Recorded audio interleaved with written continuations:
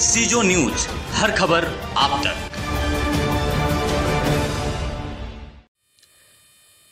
बिहार में विधानसभा चुनाव को लेकर हर तरफ सरगर्मी तेज हो चुकी है।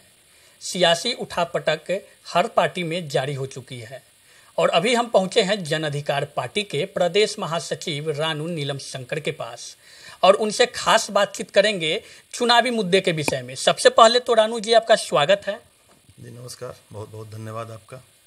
और जैसा कि हम सभी जानते हैं कि जन अधिकार पार्टी के राष्ट्रीय अध्यक्ष पप्पू यादव कोरोना काल और बाढ़ त्रासदी में लोगों की सेवा करते नजर आए। बाढ़ के पानी हो या जल जमाव की समस्या या कोरोना काल में त्राहिमाम कर रहे प्रवासी मजदूर, उन सबों के लिए उन्होंने जो काम किया वो पूरा का पूरा बिहार देखा है। और कोरोना काल में रानू नीलम शंकर जी से हम जानना चाहेंगे कि पार्टी के प्रदेश पदाधिकारी हैं आप, और ऐसा चर्चा बन रहा है कि मुजफ्फरपुर के पारू विधानसभा क्षेत्र से उम्मीदवार भी हो सकते हैं। तो कोरोना काल और बाढ़ के त्रासदी में क्या कुछ कार्य रहा आपका जनता के लिए? सबसे पहले तो आपका बहुत बहुत धन्यवाद कि आप मुझे इतना बड़ा तगमा दे रहे हैं कि मैं पार्टी के प्रदेश, ठीक है वो तो पद है और ये पद हमारे राष्ट्रीय अध्यक्ष ने मुझे दिया है। पद मेरे कद से बड़ा उन्होंने दे दिया है। सबसे पहले तो उनका बहुत बहुत बधाई। अब जो आपका विषय है, कोरोना काल हो या बाढ़ की त्रासदी हो, बिहार हमेशा विपदा और त्रासदी से गुजरने वाला प्रदेश है और उस विपदा त्रासदी में हमारे राष्ट्रीय अध्यक्ष और राष्ट्रीय नेता माननीय श्री पप्पू यादव जी लगातार, मतलब बिहार में तो जो सेवा कर रहे हैं वो आप लोग देख ही रहे हैं, आप खुद बता रहे हैं, आप मीडिया हैं, चौथे स्तंभ के लोग हैं, सारा देश एक एक जनता देख रहा है। हमारे राष्ट्रीय नेता जन जन के नेता हैं। बिहार ही नहीं, इस कोरोना काल में दिल्ली में उन्होंने 2.5 महीना सेवा दिया है और एक एक लोगों तक पहुंचने का अपना प्रयास किया है। उनको आर्थिक मदद की है।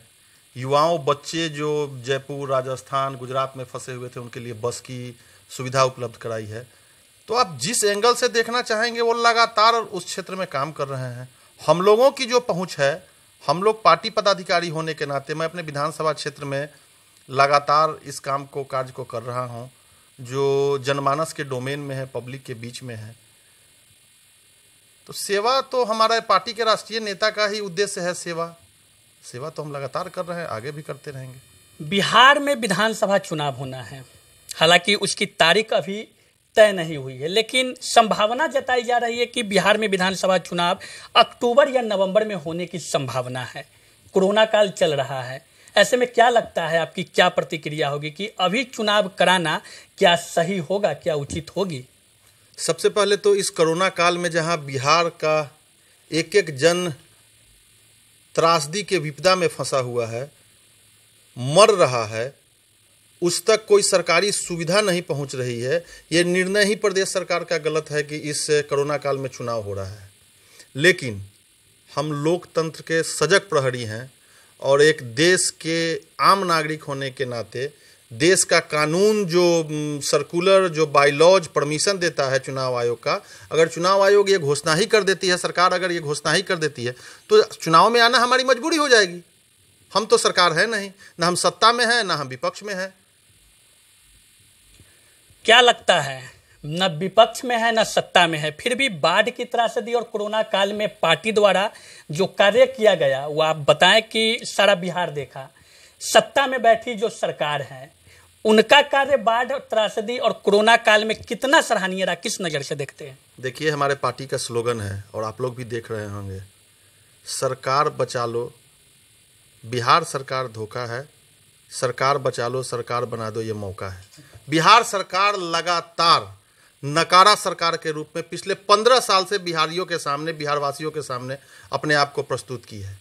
इनका कोई डिसीजन, चाहे वो बच्चों को बाहर से लाने का डिसीजन हो, कोरोना काल का डिसीजन हो, ट्रेन चलाने का डिसीजन हो, किसी भी डिसीजन में ये बिहार के जनमानस के सामने अपना एक मजबूत पक्ष लेके, मजबूत डिसीजन लेके आए ही नहीं है। तो सरकार तो फेल है, जनमानस त्रस्त है।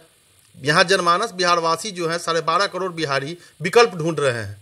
हम लोग विकल्प बनने का प्रयास कर रहे हैं जनसेवा के माध्यम से। जनता अगर मौका देगी तो हम उस विकल्प में खड़ा उतरने का प्रयास करेंगे। विकल्प की बात आप करते हैं, आपके राष्ट्रीय अध्यक्ष माननीय पप्पू यादव जी बिहार में कुछ दिनों पहले कहे थे तीसरे मोर्चे की गठन की बात कर रहे थे, उसमें लोजपा को भी साथ लाने की कवायद चल रही थी।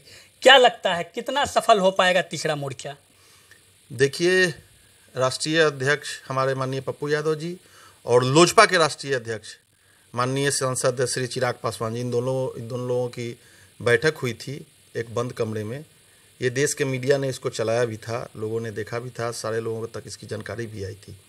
ये ऊपर बैठे लोगों का डिसीजन होगा। जनमानस और मैं पार्टी का वर्कर, एक कार्यकर्ता, सिपाही होने के नाते इतना ही कहूँगा कि दलित समाज से बिहार को आज के डेट में एक स्लोगन है, जिसकी जितनी हिस्सेदारी उसकी उतनी भागीदारी। वो जिस समाज से आते हैं उस समाज का 22 से 25% या 28%, वो डाटा मैं आपको बता दूंगा, मेरे पास मौजूद है, हिस्सेदारी है बिहार में। तो उनको उसका नेतृत्व तो मिलना ही चाहिए। इसके लिए चिराग जी को फ्रंट लेना पड़ेगा, चिराग जी को आगे निकल के आना होगा। कौन से पार्टी और आ सकते हैं आपके साथ? हमारे साथ बहुत सारे पार्टी और बहुत सारे पार्टी के राष्ट्रीय अध्यक्ष बात कर रहे हैं, उनसे हमारे राष्ट्रीय अध्यक्ष की बात हो रही है। ये समय आने पर आपको सब कुछ सामने रहेगा, सब कुछ आपको बताया जाएगा। अभी टू अर्ली होगा मेरे जैसे कार्यकर्ता के लिए ये बताना। ये डिसीजन तो हमारे राष्ट्रीय अध्यक्ष का डिसीजन होगा या किसी भी पार्टी के राष्ट्रीय सुप्रीमो का ही डिसीजन होगा। आम कार्यकर्ता या आम पदाधिकारी को इस मामले में खुल के कुछ बताना या कहना, ये अभी टू अर्ली होगा। 10 से 15 दिन, 12 दिन में सब कुछ आपके सामने रहेगा। तो बिल्कुल 10 से 15 दिनों की आप बात कर रहे हैं। तीसरे मोर्चे की अगर गठन नहीं होती है तो क्या लगता है, आपका पार्टी एनडीए के साथ जाएगी या महागठबंधन के साथ जाएगी, या बिहार के 243 विधानसभा सीटों पे खुद अपनी उम्मीदवार उतारेगी? मैंने आपको अभी बताया कि ये अभी टू अर्ली होगा। आप 10 से 12 दिन का मौका दें, सारा परिदृश्य आपके सामने खुल के आ जाएगा। और हमारे राष्ट्रीय अध्यक्ष तो एक एक बात मीडिया के सामने खुल के बात करते हैं। ऐसा तो कुछ है नहीं कि वो अगर चिराग जी से मिले भी, वो बात भी खुल के सामने आई है। उनको अगर गठबंधन करना होगा वो बात भी खुल के आएगी। लेकिन इतना आप ध्यान रखें कि विकल्प के रूप में जनाधिकार पार्टी ही आपके सामने आएगी, जो बिहार की जनता और देश की जनता देख रही है। उत्तर बिहार की अघोषित राजधानी मानी जाती है मुजफ्फरपुर जिला। 11 विधानसभा सीट है यहाँ पे। पारू विधानसभा सीट से आप आते हैं। चर्चा की विषय है कि आप उम्मीदवार भी हो सकते हैं। पार्टी के द्वारा उम्मीदवारी निश्चित हो गई है या आप पार्टी के दिशा निर्देश पे जो कार्य कर रहे हैं, क्या लगता है पार्टी आप पे विश्वास करेगी? अगर विश्वास नहीं करती है तो फिर उस परिस्थिति में आप क्या करेंगे? देखिए, हमारे माननीय राष्ट्रीय अध्यक्ष का निर्णय होगा। पार्टी का और हमारे नेता का जो दिशा निर्देश है, जो निर्देश मेरे लिए एक छोटे कार्यकर्ता के रूप में है, या उनका जो मेरे ऊपर विश्वास है, मैं उसी पद चिन्हों पे आगे चल रहा हूं और काम कर रहा हूं। टिकट मिलना नहीं मिलना, ये भी अभी तो चुनाव ही घोषणा नहीं हुआ है, चुनाव की घोषणा होगी। चुनाव लड़ना तय है आपका? बिल्कुल बिल्कुल, चुनाव लड़ेंगे एकदम एकदम 100%। चुनाव हो और जातीय समीकरण ना हो, जातीय समीकरण का एक बड़ा खेल चलता है। पारू विधानसभा क्षेत्र से आप हैं, क्या लगता है अगर आपकी पार्टी किसी से गठबंधन नहीं करती है, आप पार्टी के द्वारा उम्मीदवार होते, एक तरफ एनडीए होगी, दूसरी तरफ महागठबंधन, बीच का रास्ता कैसे तलाश करेंगे आप? हमारी पार्टी, हमारे राष्ट्रीय अध्यक्ष और हम जनता के उम्मीदवार होंगे। हम जन जन के दिल में बैठे हुए हैं, जनता मुझे वोट करेगी।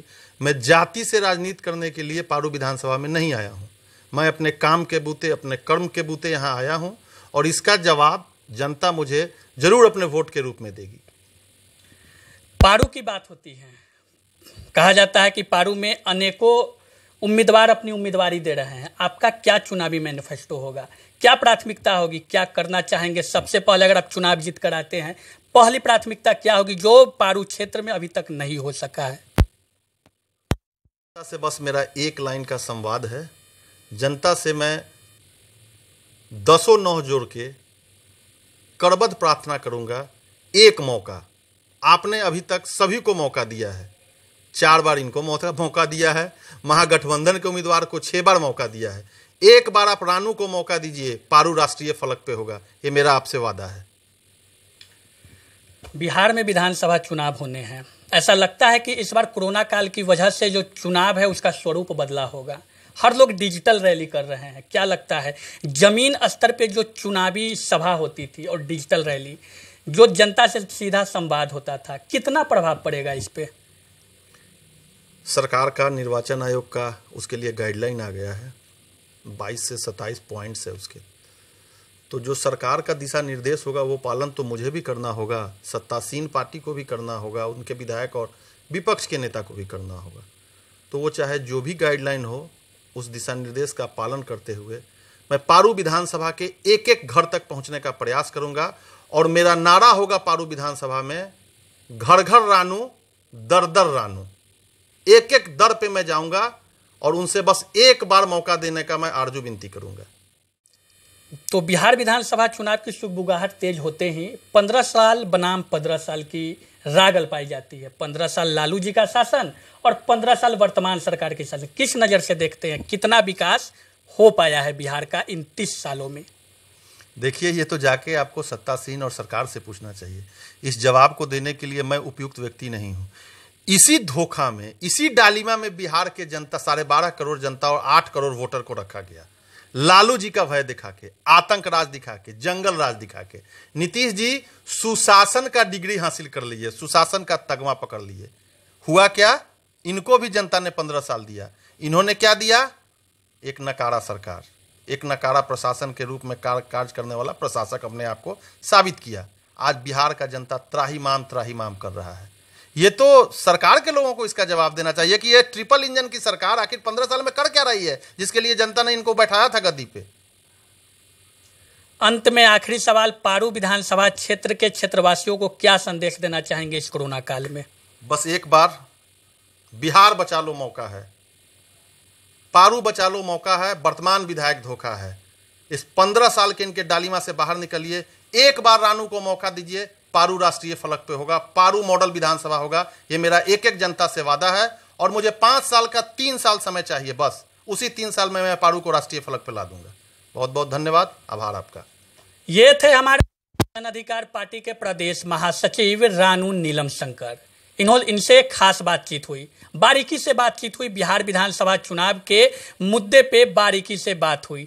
पारू विधानसभा सीट से पार्टी के द्वारा, पार्टी के ओर से ये संभावित उम्मीदवार हो सकते हैं। हालांकि इन्होंने कहा कि ये तय करना शीर्ष नेतृत्व का आदेश होगा।